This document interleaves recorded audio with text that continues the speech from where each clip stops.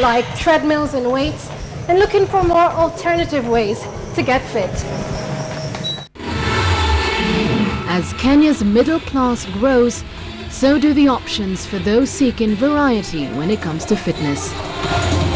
If you're looking for a more exciting form of aerobics, there's Zumba, a dance workout choreographed to the contagious beats of Latin and international music.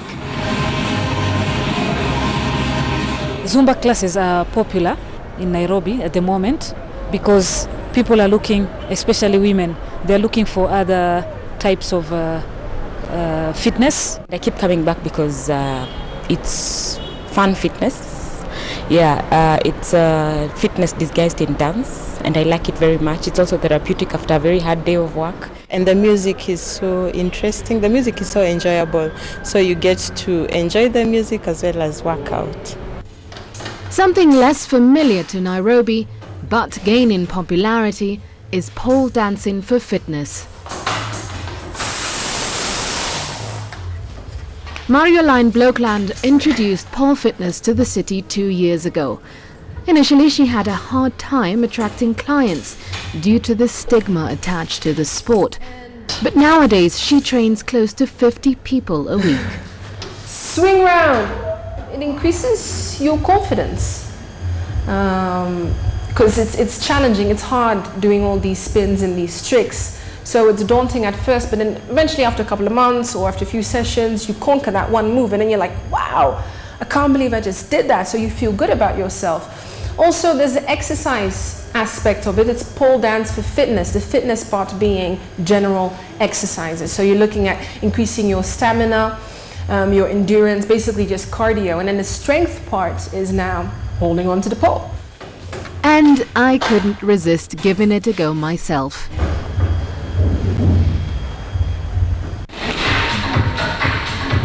One class that Marjolein never has a problem filling is Muay Thai, or Thai kickboxing.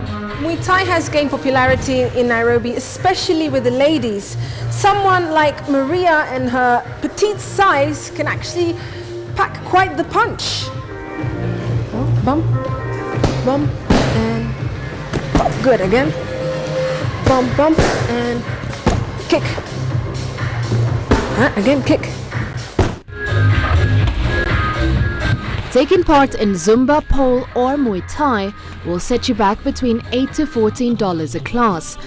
And while it's a bit pricey for the average Kenyan, it's clear that many here in Nairobi do enjoy leading a healthy lifestyle and love to get there a little differently. Maria Galang, CCTV, Nairobi, Kenya. And that is all we have for you today. Just before we go, we'll leave you now with the music video of British singer-songwriter Adele's Send My Love. Enjoy. I'm Ji Xiaojun, Beijing. Thank you for watching. Goodbye.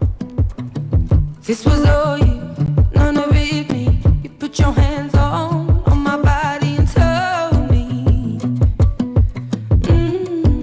You told me you were ready for the big one, for the big jump. I'd be your last love, everlasting.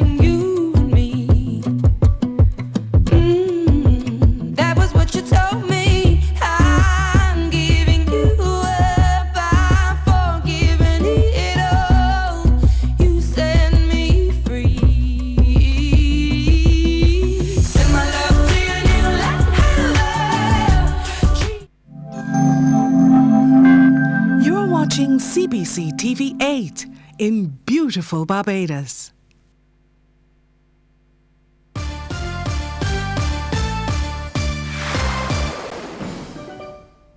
And a very good afternoon to you. I'm Lisa Lloyd with the CBC News at noon. Well, 3 people, including the driver of a minibus, escaped serious injury after the vehicle overturned in St. George. The accident took place at about 5:15 this morning. The van hit a wall before overturning along Walker's Road near the St. George Parish Church.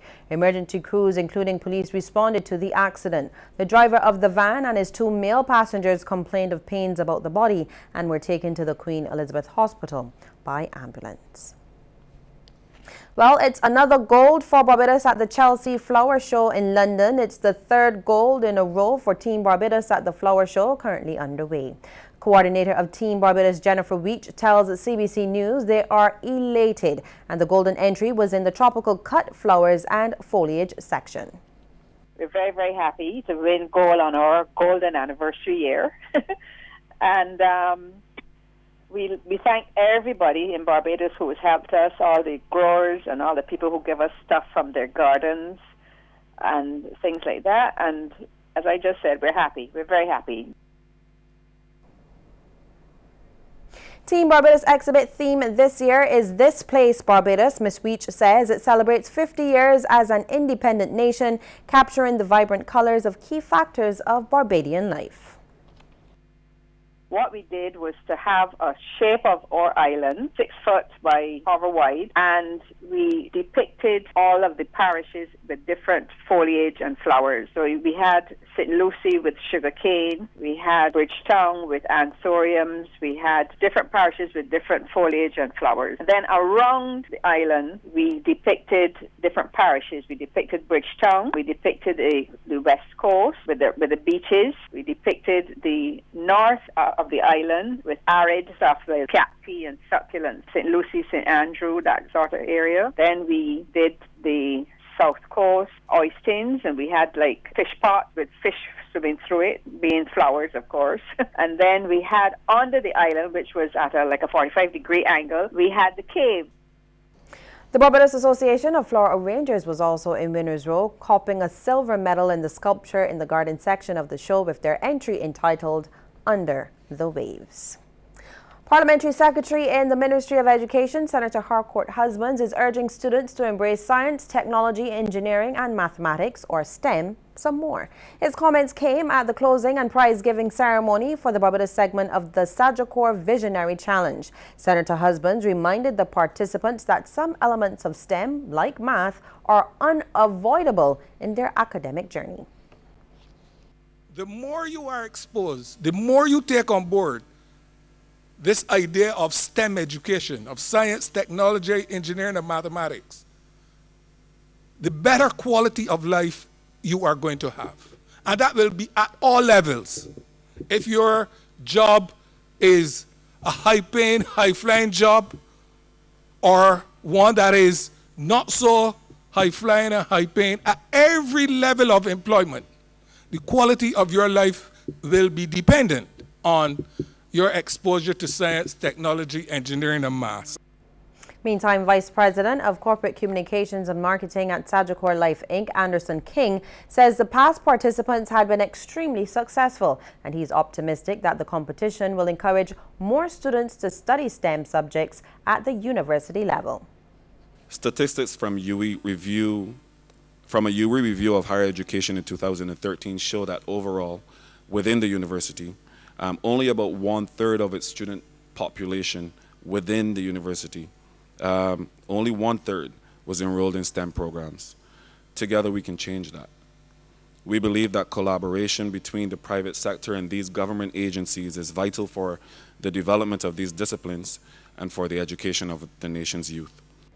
Well, for the second time, students from Queen's College have emerged as the winners in the Barbados Sagicor Visionary Challenge. The school had 2 teams in the competition this year, but it was the team of Zaria Lane and Tiffany Foster that got the judges' nod ahead of the 6 other displays. Their sweet coconut gray water filtration system, which comprised of limestone, coconut and sugarcane fiber, fine sand and activated charcoal, along with recycled water from in the home and school. The Darrell Jordan School placed second, while the St. Michael's School placed third. Both members of the victorious Queen's College team told the media that they are happy as they did not expect to win.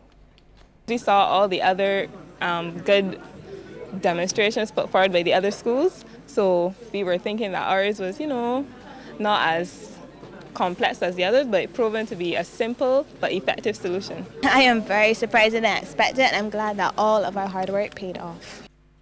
And Tiffany's mum, Gina Lane, was happy, explaining that at one point her daughter wanted to give up.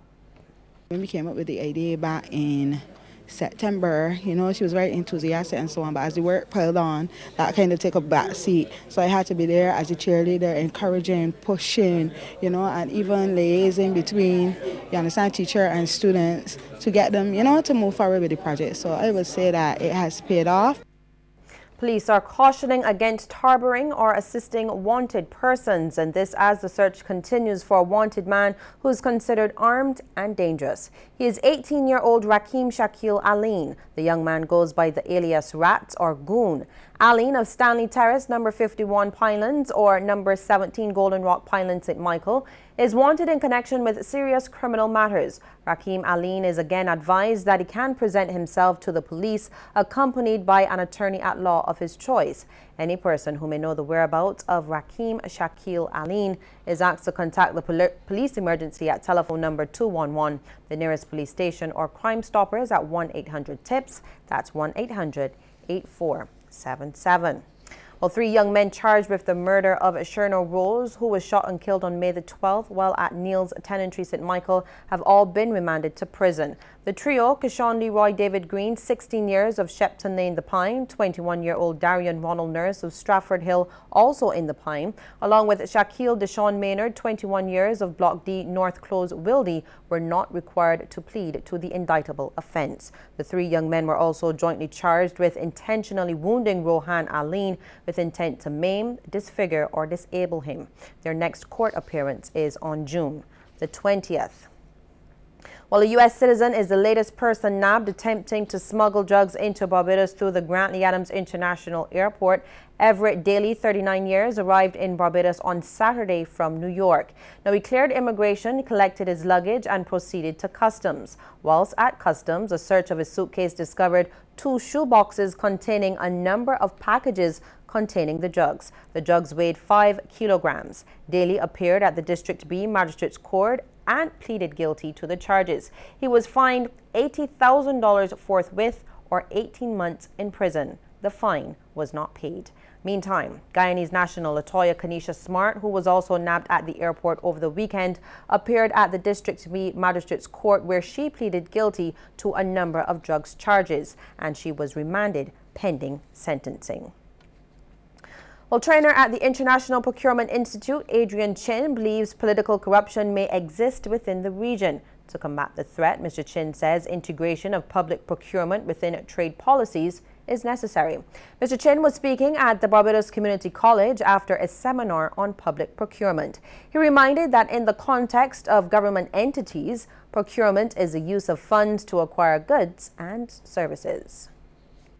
Because there are sanctions for breaching some of these trade rules and procurement rules that would exist in the trade agreement that you have signed on to, then government would not have this tendency to go and do what they feel like to do outside of it. Because, you know, once you're sanctioned through a trade agreement, then it trickles down through to other institutions. Mr. Chin also says there are several opportunities in the area of procurement. There are a lot more attention being made to procurement, to the extent where now we see procurements being in trade agreements. That never used to be the case. So, and the profession itself is now being professionalized. So in the past, then an accounting clerk is now a procurement manager. Now we're seeking to certify your procurement persons. And do stay with us. We'll have regional and international news right after the break.